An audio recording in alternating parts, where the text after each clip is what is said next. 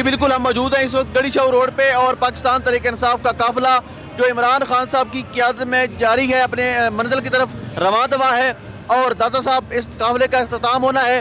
अगर हम इसकी तादाद की बात करें तो गुजरते वक्त के साथ साथ इसकी तादाद बढ़ती जा रही है, काबिल दीद होती जा रही है। जैसे जैसे काफिला आगे बढ़ रहा है लोग अपनी दुकानें बंद करके अपने घरों से बाहर निकल रहे हैं, इस काफिले का हिस्सा बन रहे हैं और मुख्तलिफ रैलियाँ इसमें एडअप हो रही हैं जिससे इनकी तादाद बहुत ज़्यादा हो चुकी है।